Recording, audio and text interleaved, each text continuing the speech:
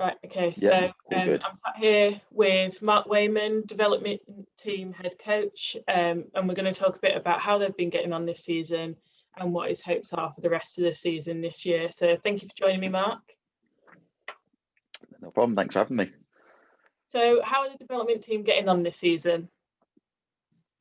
Getting on quite well. I'm not entirely sure where we are in the league, but overall we've had a mixed bag of results and performances.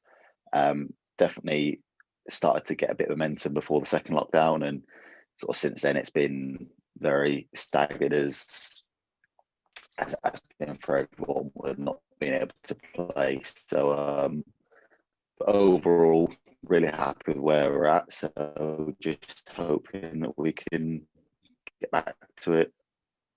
You've scored quite a few of your goals, and that's been recognised because you've had Nikki Russell and Emily Gunn called up to the first team. Is that difficult for you as a development coach because you're losing some of your key players? I mean, for me, it's really what the role is.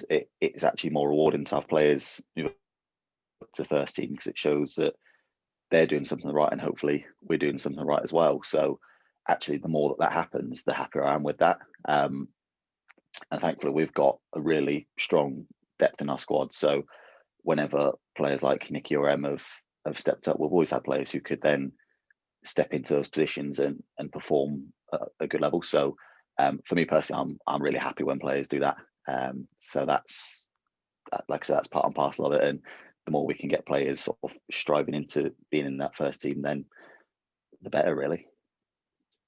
Yeah, so with those players moving up, you've had to fill some key leader roles. Who do you think's really stepped up into some solid leadership roles this season? Yeah, so one thing I've been actually really keen for the last couple of years has been sort of trying to empower more leaders within the team.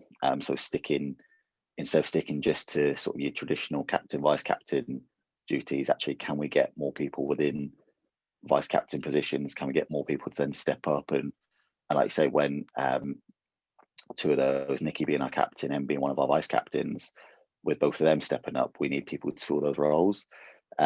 So we've had to really lean on quite a few players throughout the team. I'll be honest, there's probably quite a lot for me to mention, but certainly players both within the team and who may be injured still coming along to give their support and to lead in their own way. That's been really important for me, and it helps to make our jobs as coaches easier as well, because if we've got people on the pitch, on the sidelines, who can actually do a lot of the talking, then we can then be a lot more objective and analyse and then be able to deliver the coaching points more effectively, instead of being that cheerleader, that motivator.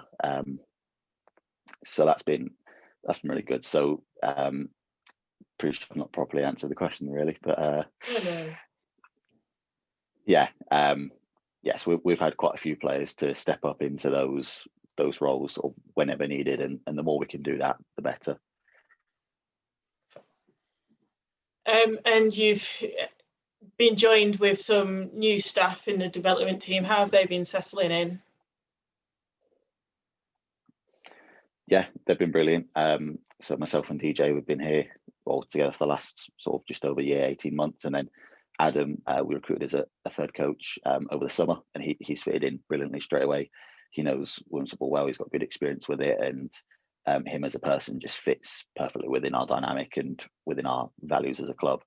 And then sort of just before the second lockdown, Susie came in as our sports science lead, and again, she's been brilliant over both lockdowns, being able to provide so much support to the girls online, loads of fitness sessions, some that I've joined in with, which have been very painful, and again, fitting in perfectly with our dynamic, which I think has been really important for us, is having not just the right sort of staff members, but the right people in those roles as well.